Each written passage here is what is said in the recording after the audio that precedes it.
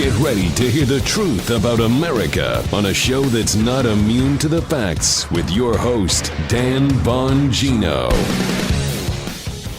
Sorry, had to fix my shirt there before the show. So, ladies and gentlemen, the Republic is under serious attack. Not a joke, not hyperbole, not meaning to scare you, just meaning to inspire you to marshal the forces to get ready to fight back. Because now's the time, as we always say, to start dancing. You know, the guy gets up and dances. Everybody makes fun of him. Talked about that video. It's not him that matters. He doesn't change the world. It's the second guy that gets up and dances with him and causes the dance party. Remember that video I've talked about? You older listeners know exactly what I'm talking about. I'm going to talk about a few stories in the beginning of the show here that are going to set your oven on red line overdrive. The judge in the Mike Flynn case seems to have completely lost his mind. We'll start there. Welcome to the Dan Bongino Show. Producer Joe, how are you today, sir? I'm doing good, man. It's the middle of the week, and you were trying to come up with an alternative to bake your bagels there, huh? I know. You caught that, didn't you? I know. I say that. I try to diversify. And, you know, Paula, I just want it known for the audience. Paula has never heard of the term hump day. I just want that out there. Obviously, love her to death, but she's never heard of the term hump day. Brought up this way. She was not kidding either. Hey, one quick thing. Please check out BonginoReport.com, our conservative alternative to the Drudge Report, where you get the best conservative news of the day. All right, let's get to the show today. Show brought to you by our friends at Harry's. This is my actual Harry's razor. Just changed the blade. Look at that, nice and clean. I keep mine nice and clean. Don't like dirty razors, right? This is the best. Harry's razors. It's not the time to overpay for razors at the drugstore. Stop wasting money. This is the closest shave you're ever going to get. The thing that, and Joe is Harry's customer too beforehand. He loves them too. The best part about Harry's is I only have to shave once. You know, I go on TV at night and I do the show in the morning. I used to have to shave twice, not with a Harry's razor. One time, you are golden. You don't get that razor burn or anything. Join the 10 million who've tried Harry's. Claim your special offer by going to harrys.com/Bongino today. Harry's is a return to the essential. Quality, durable blades at a fair price, just $2 per blade. No tricks, no gimmicks, no middlemen. They manufacture blades in their German blade factory. It's been honing precision blades for a century. Get incredibly high-quality blades at factory direct prices. Harry's is super convenient. Blade refills are delivered directly to your door on your schedule with or without a subscription. You don't have to go anywhere to get them. Feel good about your purchase. They have a 100% quality guarantee. If you don't love your shave, let them know. They'll give you a full refund. 1% of their proceeds are set aside for nonprofit organizations devoted to helping provide access to better health care for men and veterans. Good job, Harry's. Listeners of my show can redeem their Harry's trial set at harrys.com/Bongino. You'll get a weighted ergonomic handle for a firm grip, a 5-blade razor with a lubricating strip and a trimmer blade, rich lathering shave gel with aloe to keep your skin hydrated, and a travel blade cover to keep your razor dry and easy to grab on the go. Go to harrys.com/Bongino and start shaving better today. All right, Joe, let's go. And it is. Ding, ding. So as I said, folks, in the beginning of the show, I'm again, this is not drama for effect, and I'm not trying to scare you. I just want to motivate you to understand, like, we're going to have to do things. You know, action matters. Action, not just talk. And by do things, you know, when I talk about liberals are the violent Antifa ones. We're talking about doing things that will actually create positive change. We're going to have to start doing things. We're going to have to start knocking on doors. We're going to have to start organizing for the election. We're going to have to start getting out there and voting. We're going to have to start petitioning, assembling, and doing what we have to do because we're in real trouble. What do I mean? So the Department of Justice has now acknowledged publicly in a formal document signed by the Department of Justice that Mike Flynn was essentially framed, that there was framed. There was no reason to interview Mike Flynn and set him up in a perjury trap. They've acknowledged that the evidence is everywhere. It's also been acknowledged that material wasn't disclosed so General Flynn could properly defend himself in violation of Brady rules. The litany of things that happened to Mike Flynn that are really awful, the parade of awfuls is almost endless. You ever go to that parade and you never see the end? Like, is this thing ever going to end? Like, it was fun for the first 2 minutes. It's like the Inauguration Day parade. You're sitting there like, is this thing ever going to end? We love the marching bands, but after the 10,000th marching band, we're good. No more marching bands, please. This is the parade of horribles that happened to Mike Flynn. And instead of the judge, because now the Department of Justice no longer has a reason to prosecute Flynn and has disclosed that there's been serious malfeasance in the framing of General Mike Flynn, the judge, Judge Sullivan, yesterday, in a shocking move that I think blindsided everyone. Everybody knows Judge Sullivan is awful. He accused Mike Flynn of being a traitor on this, literally a traitor on this, and no evidence to, had to apologize later. Judge Sullivan is an embarrassment to the robe. He is. He's embarrassed himself and the entire Justice Department, the court system. He's embarrassed the whole federal judiciary. Yesterday, he comes out of the blue and says, you know what? I know the government's going to drop the case, but I think we should open this up for a bunch of leftist groups, basically, to submit a bunch of amicus briefs to the court. Wait. You know what? Hold on. We haven't done this. Where is it? Where's my red flag? Do we have the red flag? Oh, here it is. I don't have the red flag. I have the penalty flag. Thank you, Mr. Penalty Flag. So, here we go. Laundry on the field. Penalty, what is it, 15 or holding? Are you serious? The Department of Why are you looking at me? Just give me a look. She's Paul aside. She's not used to it. We haven't used the penalty flag in so long. Are you crazy? The Department of Justice has already acknowledged this was a trap. A justice was abused to prosecute a 3-star general who did nothing wrong. Legally speaking, you can argue the morality of whatever he did, and legally speaking, he's done nothing wrong. The Department of Justice refuses now to prosecute this case going forward. Serious malfeasance has been uncovered. And the judge is like, hey, hold on, T.O., flag on the field, folks. I'm going to let a bunch of leftist psycho groups submit a bunch of briefs to the court now, which is going to delay me dropping this case for weeks. Now, why would the judge do that? I haven't even got to the piece yet. You know, I usually anchor this in a piece. Because obviously the judge is a total disaster. Total, epic, cosmic, apocalyptic level disaster. And what does he want? The judge clearly wants these briefs to leak out into the media by a bunch of left-wing lunatic fringe kook groups who are total wackos, total kooks, nuts, lunatics. And that will in turn do what? Frame a narrative. Remember, because the media is not honest. The media is telling you a story, never the story. The media will be more than happy to print these left-wing lunatic nut jobs and their briefs. They'll be able to print the narratives in there that make this appear like Mike Flynn really got off when he did something wrong. Why? Because they cannot. Ladies and gentlemen, please take this from the show. We've been reporting on this for 3 years now. The left cannot allow Mike Flynn to go free and tell his story. They can't, because his story about what Obama did to politicize intelligence, which Flynn has been blowing the whistle on for years. The story of Lovinger, the whistleblower, who tried to out the people targeting Flynn. Your tax dollars paid for people to spy on Flynn. All of this stuff is going to come out. The people who illegally unmasked Mike Flynn's name, or put a FISA warrant, or put a criminal warrant on him. We don't know yet.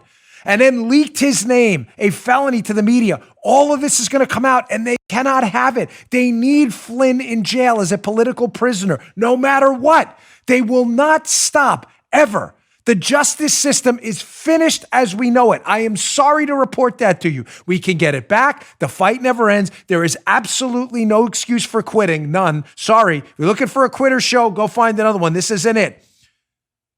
But it's, oh man, the justice system stinks. I'm done. You're not done. You're never done. I always say it's like a boxing match. You don't walk in and go, okay, I'm done, because the other guy's still kicking your ass. It's not the way it works. You better fight back. Judge Sullivan is a train wreck, a total mess.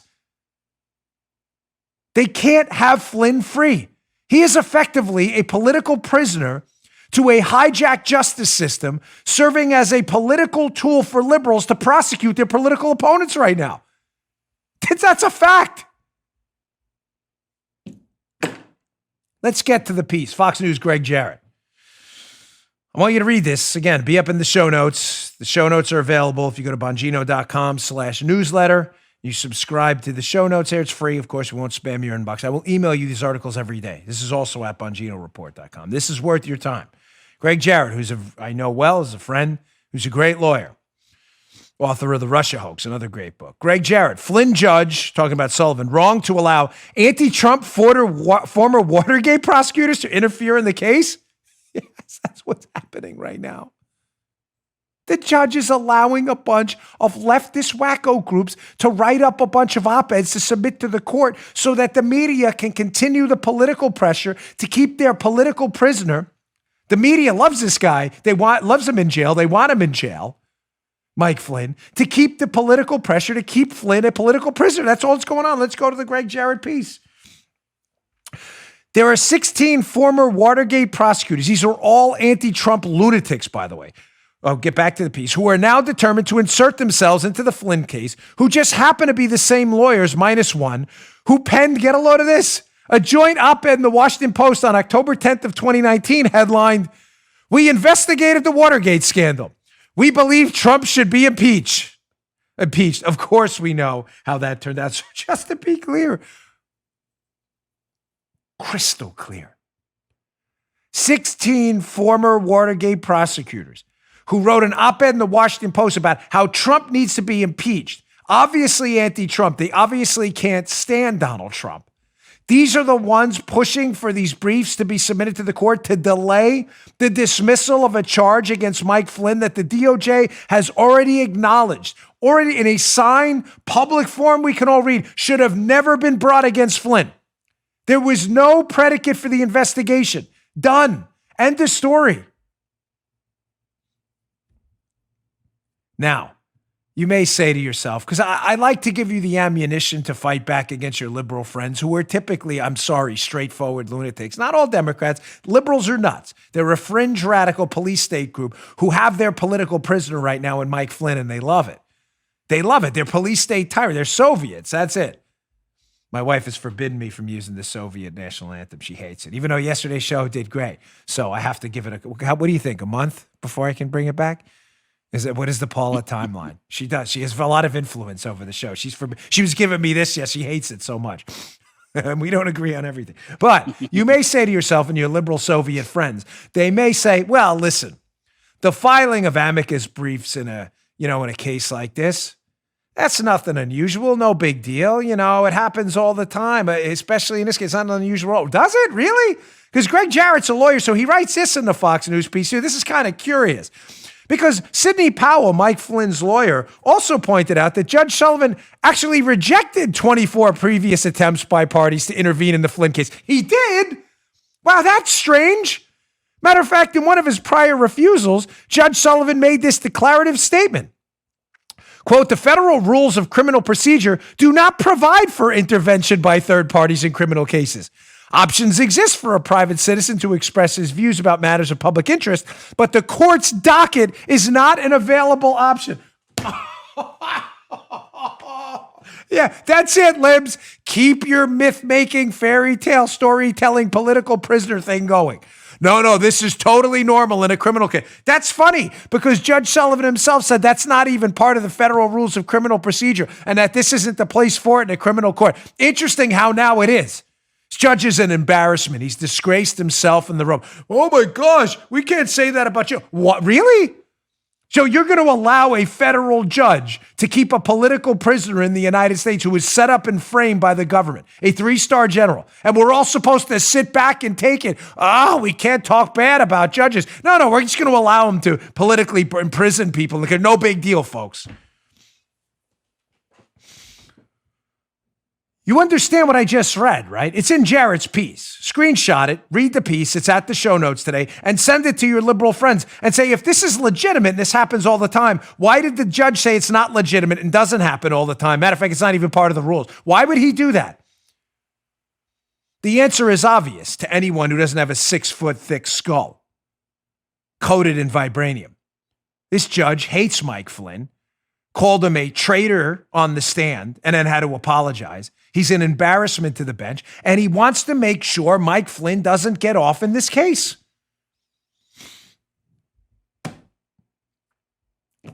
If there's an easier, more convenient explanation for you, I'd love to hear it because I'm just using the judge's own words as cited in Greg Jarrett's piece.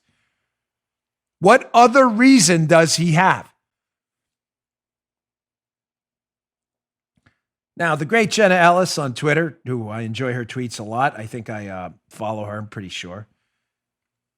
Tweeted this out yesterday. And, I use screen caps of tweets rarely, but when they really kind of sum it up, she's at Jenna Ellis ESQ, an attorney herself, obviously, given the end of her Twitter handle.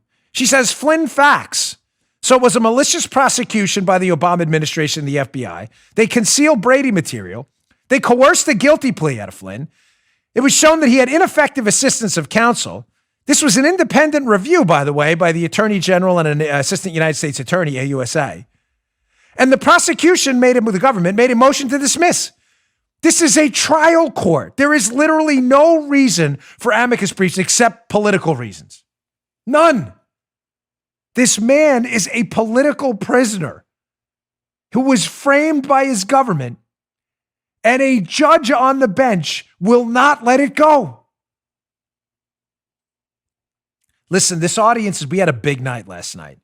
We're measuring our monthly audience in the multi-millions now, thanks to you. I don't say that for a self-praise moment. I say that because we can move the needle on this show. But we're not the be-all, end-all. We're not. There are bigger audiences on some cable news programs. I need people on cable news programs who believe in the right thing to pick this story up and run with it today, because this is an embarrassment. And this judge deserves no respect because he doesn't respect you.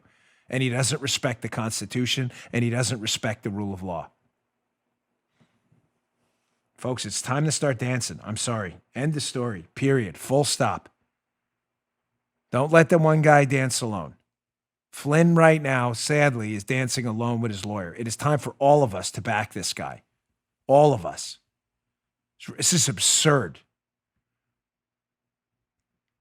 You may say, well, what can we do? Fair enough. Call your congressman. Oh, Dan, that doesn't do anything. You know what? It does, folks. Believe me, it does. Your congressmen are not going to be able to get this judge fired, but maybe they'll go out and speak out about it.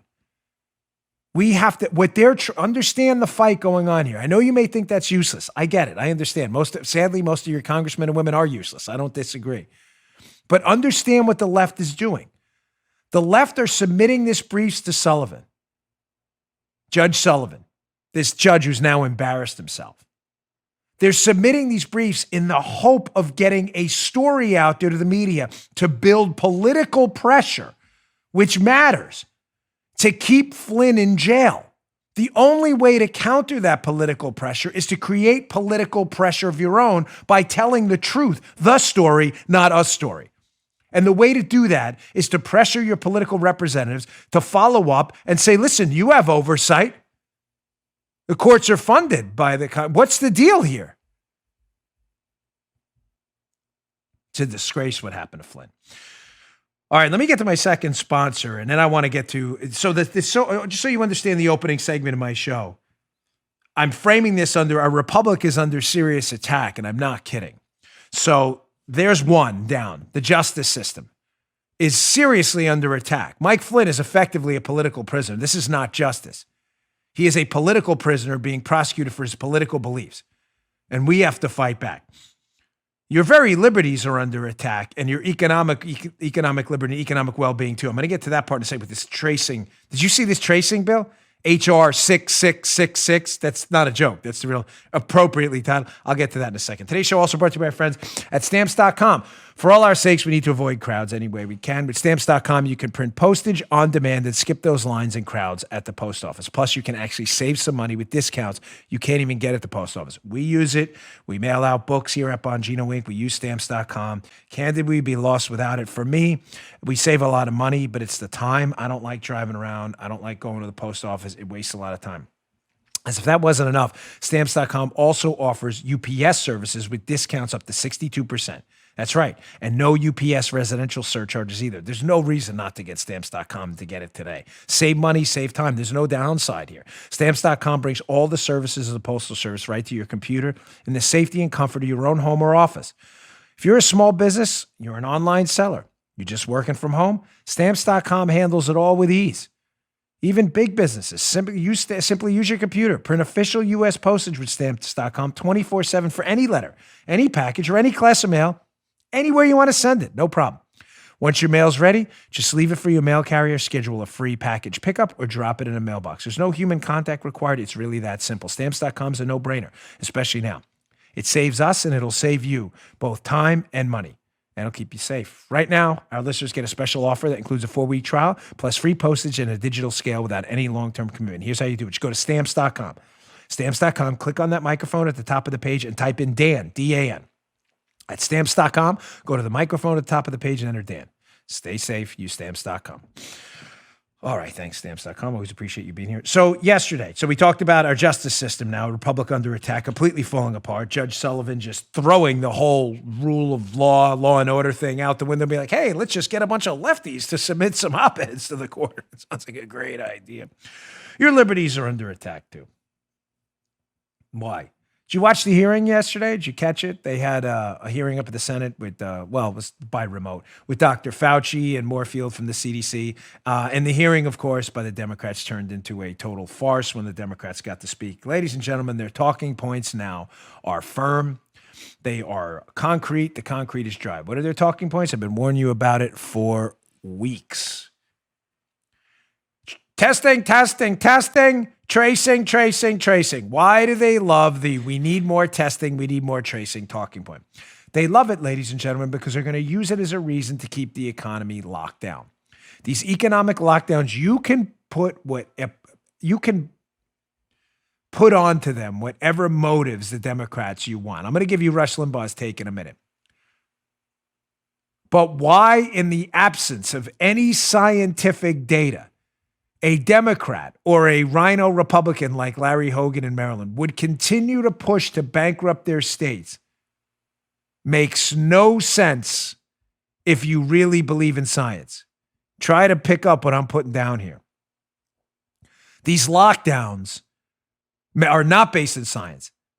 We don't have a complete lockdown in Florida. We never had a complete lockdown in Florida. And Florida and Georgia, which just opened up most of its economy, are doing just fine right now. They may have some flare-ups. That may happen.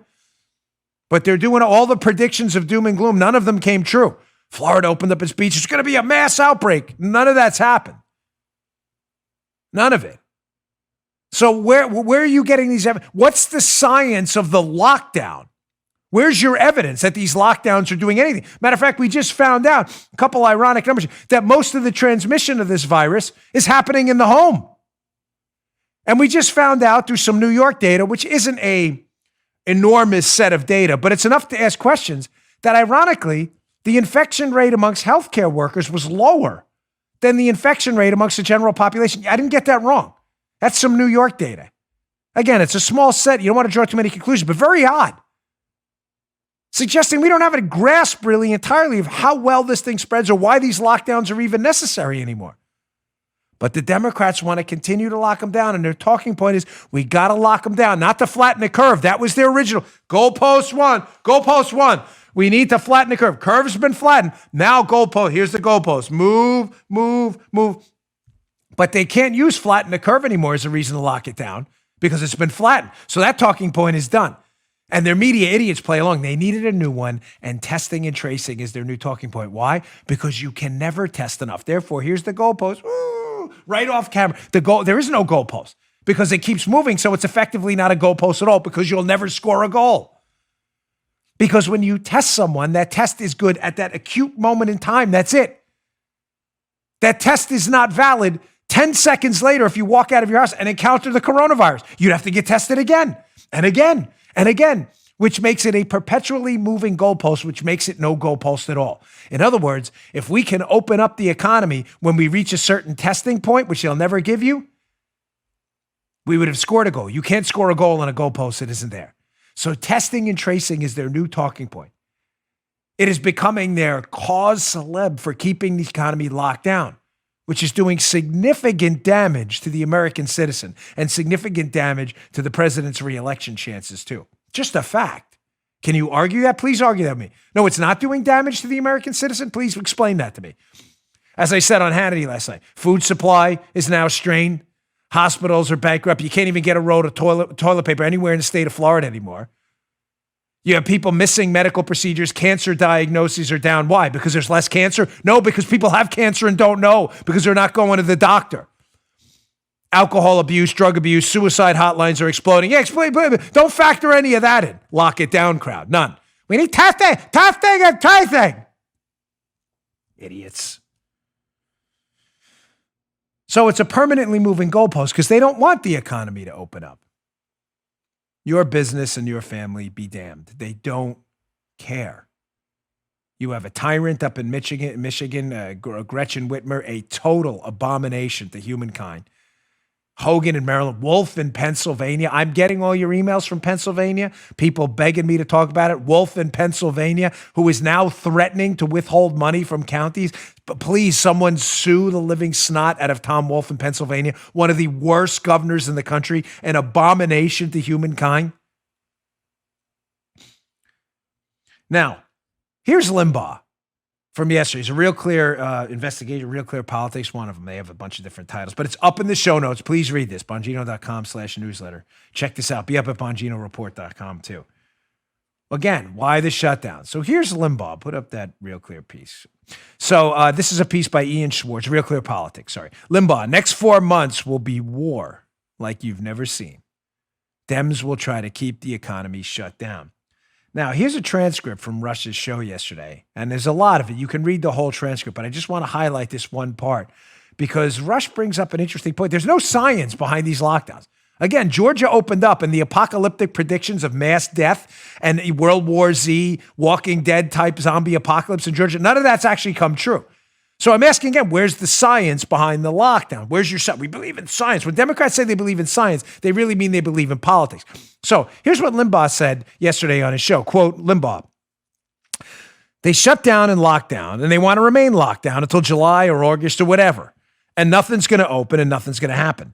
And they fully expect the red states to sit there and essentially pay for it.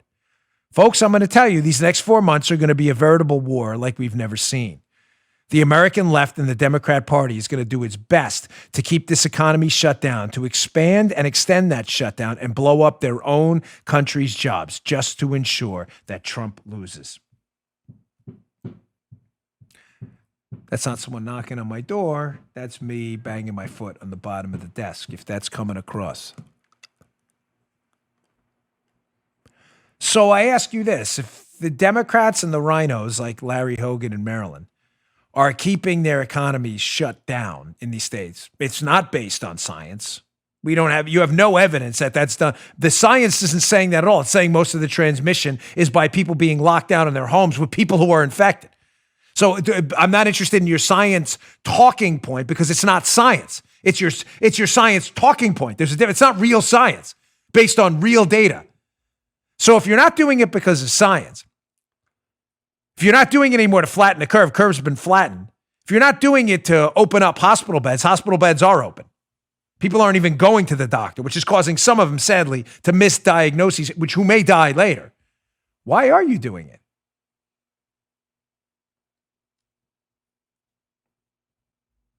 Kind of hurts Trump, doesn't it? Hurts the country, destroys your citizens. Are you that sick? I'm just going to throw that out there. Are you that troubled? Remember the goalpost? No, we're doing it now because of testing. When testing today? So if we test everybody in the country tomorrow, are you okay with that? You know what they would say? Guaranteed. They'd say, no, that test, you got to test them again tomorrow because we don't know. They could have met some. Goalpost. They don't want it opened up. Now, their other talking point, no, we can't open up until we test perpetually. Testing, tracing. Contact trace everyone. I didn't play Atlas. I skipped right over that, right? That's why. I see why. Here's Scott Atlas. It's a little better this. I did it out of order, but it's better to say. Here is Scott Atlas from the Hoover Institution, who is terrific. Scott Atlas on Tucker Carlson's show, explaining why we have to trace people. In other words, if you find someone who's infected, you're going to have to go contact every single person this person was around. Here's Atlas explaining why that's absurd. We've already had the outbreak. That only works in the beginning of the outbreak when you can stop it, not when hundreds of thousands of people, maybe millions, have come into contact with this. What are you going to knock on the door of every human being in the United States? This is an absurdity. Here's Scott Atlas talking about exactly that. Contact tracing is an important tool for public health pandemics, but not now, not in this stage, not when millions and millions of people already have the virus. It's sort of a completely illogical use of this very important tool. This contact tracing is useful when a new pandemic starts very early in a very focused small group, like it happened in South Korea at the beginning of all this with this small religious sect, Or if this comes back, and if it comes back in, say, fall or winter or spring, after this is all cooled down. Right now, it's simply illogical and impossible to do contact tracing. There's no reason to have contact tracing as a predicate for reopening. It's the improper tool at this point in this infection. But the Democrats know that. They know it's an improper tool as a predicate to reopen because they don't want to reopen, and they know tracing right now, tracing on a mass scale is a fool's errand. What is it going to do? Let me ask you a simple question to the liberals who I know, I get you don't care about any of this, your fellow man, your buddy's business. You probably don't care about your own. You'd rather go bankrupt than see Trump reelected. I get that. But let me ask you a simple question. If 7 or 8 people you find out have the coronavirus jump on the subway in New York City, can you please explain to me how you're going to contact trace every single person? What are you going to do? What are you going to implement a surveillance state? What are we, China? No, now you're going to have to register. Oh, they're already doing that. You go into a business, these businesses have to take names of customers. Democrats. Hey, Joe, what have we been saying for years now when it comes down to the Democrats? What do they love more than anything? Control. I used to have Joe answer that one for me. He's heard it so many times. He's sick of it. Control. They love control. There's nothing liberals would love more than a quasi-government surveillance state. And what better way to do it than to have to contact trace basically the entire United States? Where you been? What'd you do? What restaurants you go to? They love this stuff. Look at this bill, LifeSite News. Did you read this one? House bill, I'm not kidding, 6666. They should have cut a 6 off. Would have been even better. LifeSite News, U.S. Democrats propose ominous 666 bill for coronavirus tracing. What does this bill do? Well, from the LifeSite News piece. That'll be up in the show notes too. The bill authorizes Health and Human Services to give out $100 billion for fiscal year 2020 to eligible entities to conduct diagnostic testing for COVID-19 and related activities such as contact tracing through mobile health units. Listen to this. And as necessary at individuals' residence and for other purposes. This is a liberal's dream. $100 billion for groups. You know, groups like, what are you going to get, Acorn in there? These are going to be these like social, right? These are going to be these like, community organizer groups, probably led by Barack Obama, that are going to get to what? Knock on your door and start taking surveys about you, about where you've been, and $100 billion, you're going to keep them on the government dole? To do what? Tell 5 and 6 million people a day they can't leave their homes. What are they going to be doing? Sitting in the driveway watching them? Fair question. What's the penalty if they don't? They say, Dan, that's dangerous. We still do live in a free country, folks. If you come into contact with someone with the coronavirus, you get a test and it's negative. But the community organizer, $100 billion new government workforce, a little army of them going to sit outside your house with, hey, Joey Bag of Donuts left his house. We're reporting you. This is a Democrat's dream. Community groups, big money, government surveillance, get to knock on your door all day, collect data on you. This is a Democrat's dream. Appropriately numbered 6666. They love this. They love this kind of stuff. This tracing stuff. This is great. And we can't open the economy until we testing, tracing. This is a dream for them. They'll keep it locked down forever because you can't possibly test and retest it. It's not even possible. You can't. It's a goalpost that isn't there. Right. So they can lock it down and continue to damage the economy. And secondly, if you agree to our tracing bill, maybe we'll consider reopening. But then we need $100 billion for community groups to sit outside your house and make sure you don't break the quarantine we told you, you better stay in your home. Oh my gosh, how do people fall for this stuff? So in our A block of the show, which is very long to use TV lingo, first we talk about the justice system collapsing. Judge Sullivan just like opening it up. Hey, you lefties, come on in. Let's keep this guy in a political prison, Flynn. Now we talk about your liberties collapsing entirely. You have no economic freedom anymore. They're proposing $100 billion to have people come to your door and contact trace you. God forbid you were anywhere near the Wuhan virus. But now, I'm going to get to my third sponsor here, but I want to move on to this next segment right after that.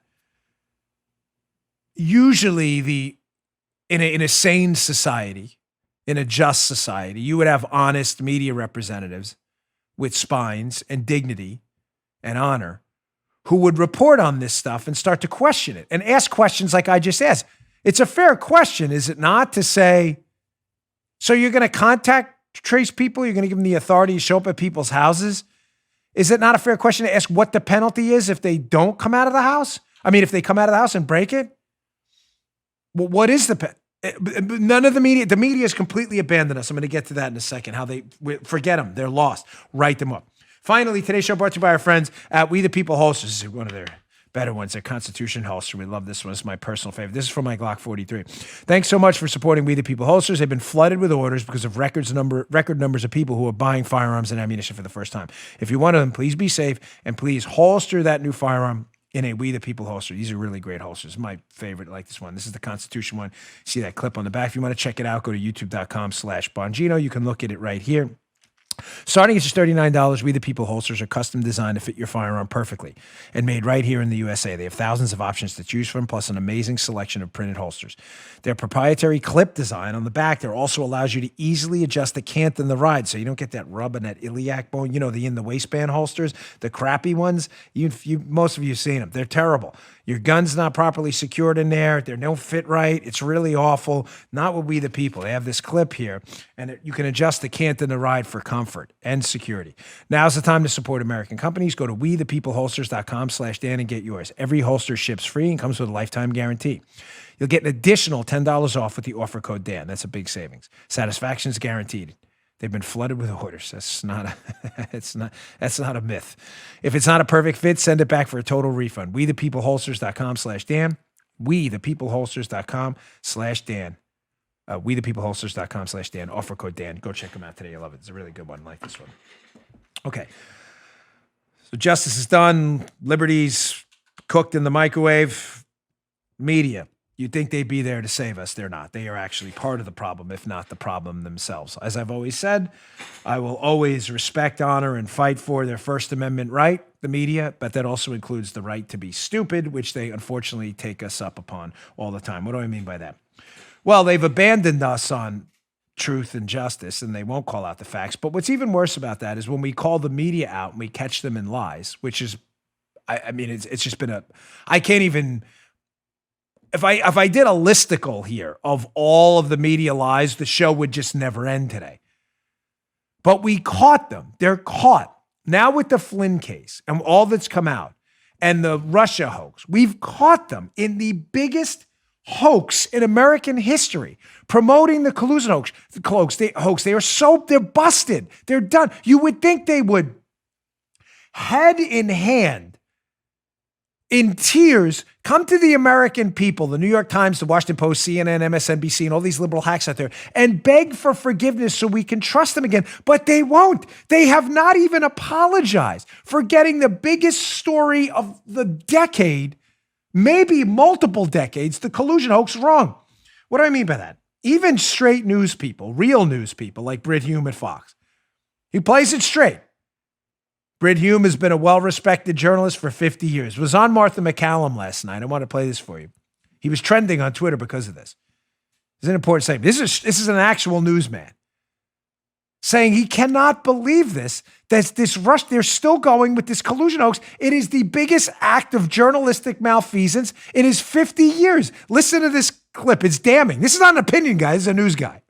As for the journalism involved in the pursuit of that story, the collusion narrative that we lived with for so very long before it was blown up in the Mueller report, it was the worst journalistic fiasco of my now more than 50-some years in journalism. It was a disaster. And you look at what the editor of the New York Times, Dean Baquet, said about it. He said he had set up his whole newsroom, his whole journalistic operation was to cover that story.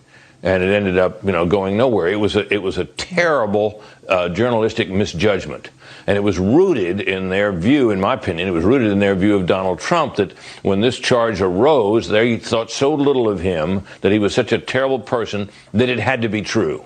And the Washington Post and the New York Times pursued it relentlessly. Their coverage did not reflect any real doubt that it might not turn out to be true at any time.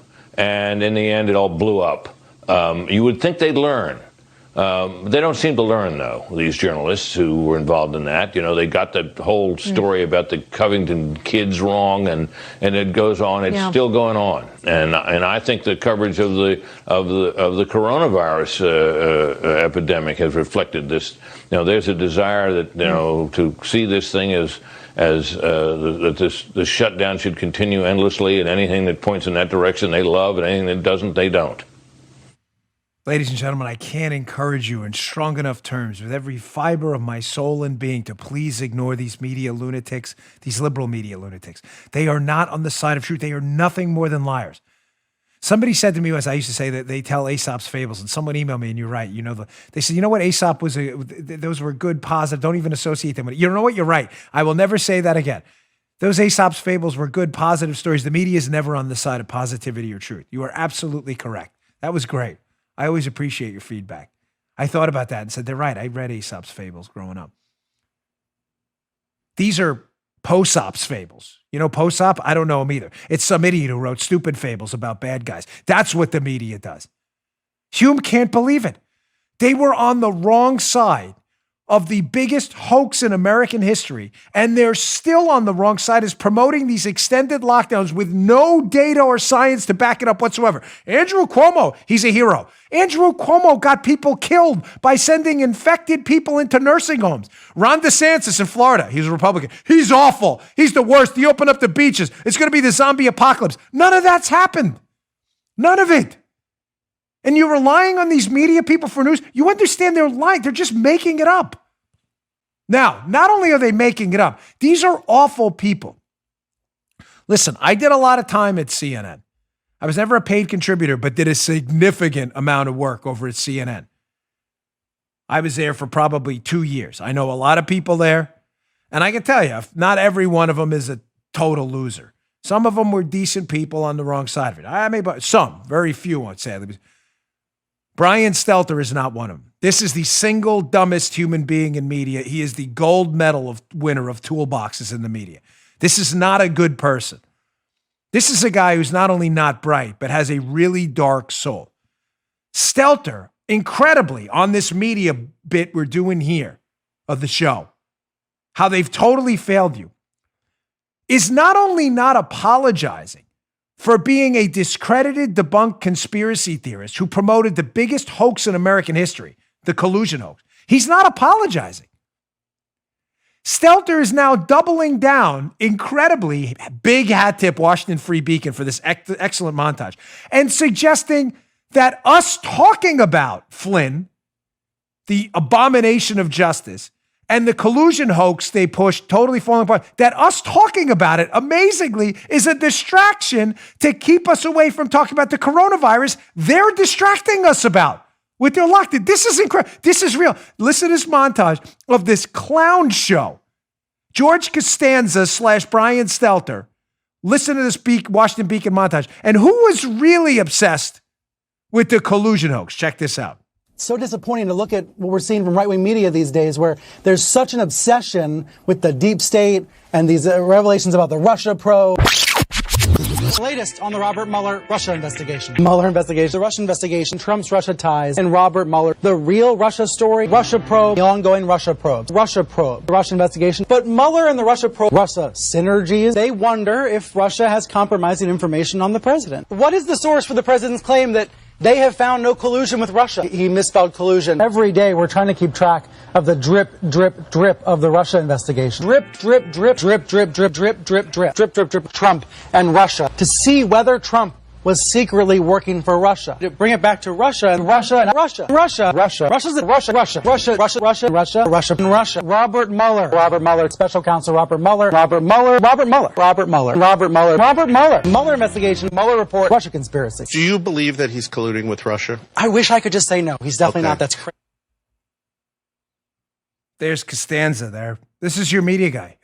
We're obsessed with Russia to distract from the coronavirus after he promoted the collusion hoax and is now promoting a hoax that these lockdowns, these extended lockdowns, are somehow going to save us. He has no evidence of this at all. This guy has a very dark, so I'm very sorry to tell you that, when he's not, fetching coffee for his buddy Oliver Darcy. What an awful human being. All right, I got a lot to get. I don't want to waste too much time on stuff because even Paula gets sick of hearing about this guy. This bill Nancy Pelosi's pushing, moving on. She's pushing another massive spending bill. Another massive. There's no more money. Listen, there's no more money. There's no more. Does everybody get this? Please, to every group of people out there, I'm not going to put you in boxes because the liberals do that. But I do want to talk about it to seniors, to people out there who are middle-aged, middle class, people. Do you understand there's no money? Social Security, there's no money. Medicaid, there's no money. Unemployment benefits, there's no money. There's no money. I know this bothers you, but we have an incoming tax revenue every year of about $3 trillion. $3 trillion. We're spending about $4 trillion or more a year, and we're spending now on this coronavirus upwards of likely $10 trillion. In other words, we're spending money we don't have. There's no money. So Pelosi wants to spend $3 trillion more right now. Look at what's in this bill. Read this piece by the Daily Signal. It's amazing. And by amazing, I mean really bad. 5 key provisions in the Democrats' COVID-19 bill that will hurt our economy. I'm not going to get to all 5. I just want to hit 2 to show you how hypocritical the Democrats are. There's no more money to spend. Please understand that. There is zero money to spend anymore. We are in debt up to our eyeballs. We are on the verge of a national bankruptcy like humankind has never seen. Ignore it at your own peril. I don't care who's in office, who the president is, who the Senate leader is, who the Speaker of the House is. It is a mathematical certainty. If we don't get a hold of this soon, we will go bankrupt. Look at this joke in the bill. They want to lift the salt cap. You know the salt cap, which is basically it is a cap on the deduction you can take in your state and local taxes. That's what SALT is. It's an acronym. State and local taxes. Why does any of this matter? Because if you live in a blue state, largely, but not all, largely, that tax benefit goes to very wealthy people who pay a lot of state taxes, over $10,000. Why would they pay a lot of state taxes? Because they make a lot of money and the state taxes them a lot. You're saying, no, that doesn't sound right. So this is a tax cut for generally wealthy, generally, not all, but generally wealthy people. Yes, it is. I support it, by the way. Pelosi doesn't want, wait, you're like, that can't make, that doesn't make any sense. Nancy Pelosi's a liberal from San Francisco. They love taxing the rich, don't they? That's their thing. That's what they told us, right? But so now she's fighting to lift a tax cut that benefits largely wealthy people. Yes, because she's a total fraud. In a stimulus bill. You no liberals will call him out on this either. Why? Because the liberals benefiting from this tax cut live in blue states and they'll get more money in their wallet because you're a phony. Look at me. You wake up in the morning, every morning, and your life is a lie. I support tax cuts for liberals in blue states because I believe even liberals can spend their money better than the government. I have no problem with principle. My spine is secure. You're a liar. Your life is a lie. You look in the mirror, you're a lie. You lie to your kids, your family, and everyone around you. We should tax the rich. Okay, let's tax you in a blue state. Not me. I want this SALT deduction. Now, I didn't mean me. I meant other rich guys and gals. I didn't mean actually tax me. What are you talking about? Because you're a fraud. Because you're a phony. Please explain to me. Why that SALT cap should be reduced. I thought you wanted to tax the rich. You won't. You're a total fake. Again, they want bailouts too. Here's another part. Bailing out states and localities in the bill. It includes $1 trillion in aid to state and local governments, with the vast majority being unrestricted aid that does not directly respond to costs incurred in the fight against COVID-19. No, we're not doing that.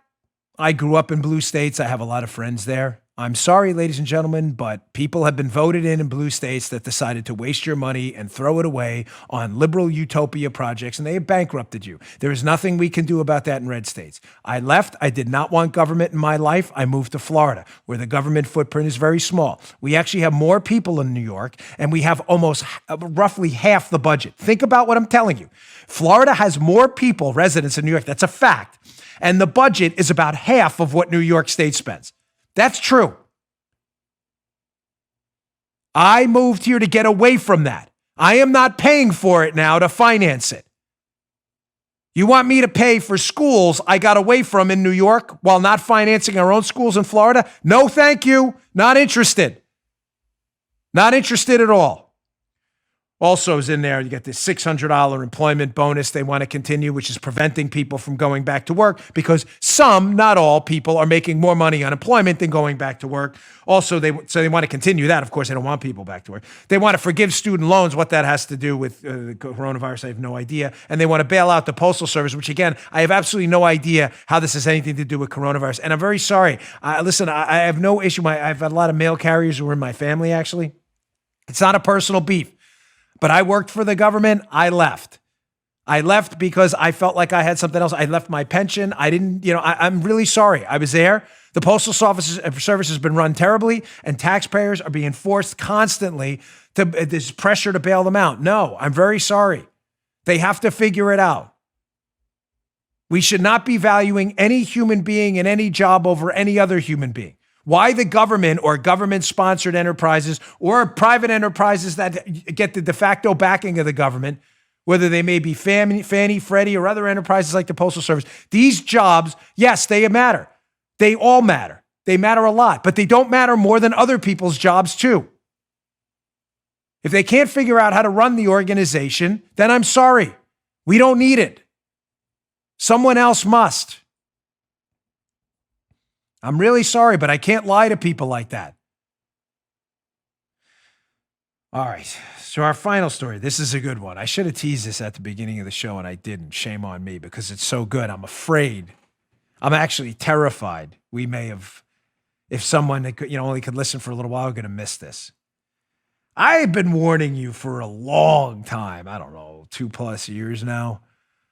About Marie Yovanovitch. You're like, who is that? Some of you are like, oh my gosh, Marie Yovanovitch, she's back. Oh yeah, she's back. You remember Marie Yovanovitch? Our ambassador in Ukraine testified against Trump in the impeachment trial. Had a lot of nasty things to say. Remember, she was a hero on the left. Oh, they loved her. Filmed her going in, the walk and everything. They loved Marie Yovanovitch. I had warned you about Marie Yovanovitch for a long time. That a lot of things were going on in Ukraine that appeared to be anti-Trump from our own embassy, wrapped in our own flag. A lot of things when Yovanovitch was there. Interesting. She's supposed to be representing the country's interests, not her own. She appeared to be representing her own political interests. But even worse about Yovanovitch, she was turned into a hero after she testified against Trump. But was that testimony true? I'm just going to ask the question. Was Marie Yovanovitch lying under oath in the impeachment trial? Marie Yovanovitch, during the impeachment trial, was asked multiple times about Burisma, the company Hunter Biden, Joe Biden's son, worked for, that was under investigation. And Yovanovitch was like, hey, I don't know much about it. I heard about it during the Q&A. I was never really briefed on it except for this one thing at the State Department. I don't know much about it. Oh, really? Yeah, listen to Yovanovitch herself when asked about how much she knew about Burisma, Hunter Biden, and other stuff. Here's her own words. I have never met Hunter Biden, nor have I had any direct or indirect conversations with him.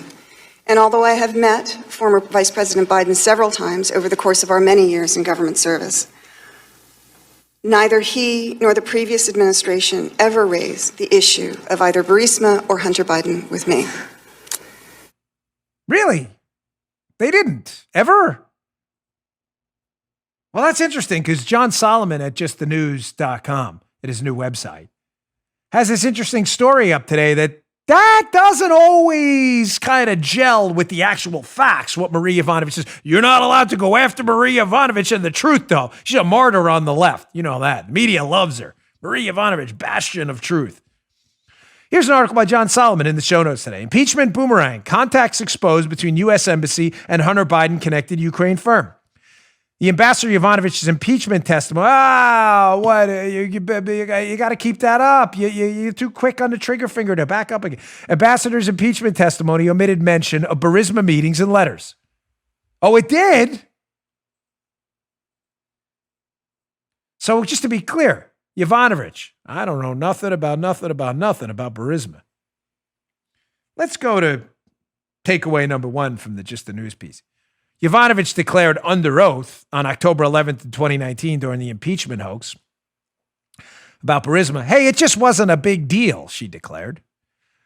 But newly unearthed State Department memos obtained under the Freedom of Information Act show Yovanovitch's embassy in Kiev, including the ambassador herself, was engaged in several discussions and meetings about Burisma as the gas firm scrambled during the 2016 election and transition to settle a long-running corruption investigation and polish its image before President Trump took office. Weird.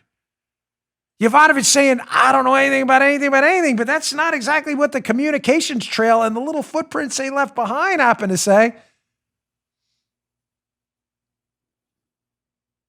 She lying? I'm just asking. Are we allowed to ask that? I don't understand. I mean, you're not allowed to ask that at all. We're only allowed to ask if Mike Flynn was lying. You're not allowed to ask if anyone else, our golden calves, are lying. We worship these people. You're not allowed to ask that. Because Marie Yovanovitch's testimony under oath doesn't seem to be commensurate with the information we now have coming out. Let's go to takeaway number two. Yovanovitch, for instance, was specifically warned in an email. She was warned in an email, I thought she said she wasn't, by her top deputy in September of 2016, 3 years before her testimony. This can't be. She was warned that Burisma had hired an American firm with deep Democrat connections called Blue Star Strategies to, quote, rehabilitate the reputation of the gas firm, and that it had placed, quote, Hunter Biden on its board, the memo showed. I thought she didn't know. Says she also met directly with someone from Burisma in her embassy office. Well, how? I don't know. I don't know. Maybe are we allowed to ask? Is this okay? Are we? No. You're not allowed to ask that. It's not a Trump associate to be set up for a perjury trap or false statements trap. You're not allowed to ask if they're lying. Obama era people who don't like you, you're not allowed to ask any of that. Sure. Oh, it gets even better. Here's takeaway number 3 from John Solomon's piece. You're happy on the trigger finger there today. You gotta stand down a little bit. Stand down. Like Wyatt Earp over there with the trigger finger there, Paula. It's like Doc Holliday. She's the Huckleberry today. I'm your Huckleberry. Senator Ron Johnson, chairman of the Senate Homeland Security Committee, has been trying to subpoena documents about Blue Star Strategies, which was working with Burisma, and it's worked for Burisma for weeks, but has been blocked by opposition from Mitt Romney, whose friend serves on the Burisma board. He said, oh, Mittens strikes back again. Oh, Mittens. This guy should resign from the Republican Party immediately. But it gets better. The memos show that both Blue Star Strategies and the Atlantic Council, oh, this is great, a nonprofit, played a role in the fall of 2016, pressing the U.S. Embassy in Kiev to change its position on Burisma and Zlochevsky, who the embassy viewed as corrupt. Zlochevsky has long denied any wrongdoing. So just to be crystal clear, we got Mittens in the way now again, because Mittens doesn't want the truth. But now we know the Atlantic Council and Blue Star, this lobbying firm, were pushing Yovanovitch and the embassy to get away from investigating this guy Zlochevsky, who ran a company that hired Hunter Biden. Don't get confused. This isn't hard here. I know the liberals are having a tough time. You conservatives are picking this up, right? So a lobby firm, Blue Star, and the Atlantic Council, remember that for a moment, are pushing our ambassador, Yovanovitch, who's obviously an Obama acolyte, in 2016, are pushing them to make this case against the company Hunter Biden's working for go away. But that can't be. Yovanovitch told her she didn't know nothing about nothing about nothing. Again, we're not allowed to ask if she was lying. God forbid. Marie Yovanovitch, she's to be beatified tomorrow, sainted, Saint Yovanovitch. So the Atlantic Council was involved in this, according to Solomon's reporting, in the pushing of Marie Yovanovitch to make this case go away that she said she didn't know anything about.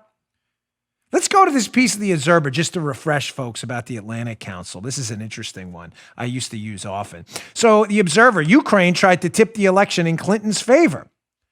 From the Observer, this is back in January of 2017, but there's an interesting little snippet from this piece that's just fascinating, isn't it? Let's go to that. About the Atlantic Council. In addition to the Chalupas, the co-founder and CTO of CrowdStrike, the cybersecurity firm the DNC hired to investigate the alleged hacks, Dmitry Alperovich, also serves as a senior fellow to the Atlantic Council. Wow. Which is an openly anti-Russian organization, partly. The Atlantic Council is funded by Ukrainian oligarch Viktor Pinchuk, who also happens to be a prolific donor to the Clinton Foundation. The DNC also denied multiple requests from the FBI to access their servers, effectively forcing the FBI to rely on CrowdStrike's assessment of the, quote, hacks. So just to sum that up, a mega $1 million donor to Hillary Clinton, Viktor Pinchuk, who, when we found emails about Pinchuk going over Clinton's house for dinner, the Clinton's team denied it, pretending they didn't know Pinchuk. He funds the Atlantic Council, funds the Clinton Foundation too to some degree. Pinchuk's obviously a friend to them. This Atlantic Council, which also has the CTO of CrowdStrike, the company that said, yes, it was a hack by the Russians, but we don't really have conclusive evidence of that, as we showed earlier in the week. They're also on the Atlantic Council, the same Atlantic Council that was pushing our ambassador overseas to dump the investigation into the company Joe Biden's kid works for, while she claims she didn't know anything about it. But don't worry, folks, nothing to see here at all. No worries. All right, don't miss tomorrow's show. I'm going to get to this. I got a story about Brennan I wanted to get to today, but I'll have to get to it tomorrow because it's going to require some explanation. And I'll just leave you with this. Is Brennan sweating right now? I think he is.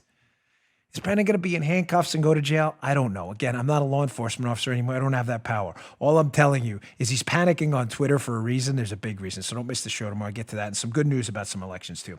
Hey, thanks for tuning in. Please subscribe to my show. It is all free, youtube.com/Bongino and on Apple Podcasts. When you subscribe, again, it's free. It's no cost to you whatsoever. Just so you know, it helps us move up the charts on those platforms and it helps other people find the show. And it keeps our marketing expenses down, which helps us a lot. We're trying to get the message out. We really appreciate you subscribing. Thanks a lot. We'll see you all tomorrow. You just heard The Dan Bongino Show. You can also get Dan's podcasts on iTunes or SoundCloud and follow Dan on Twitter 24/7 @DBongino.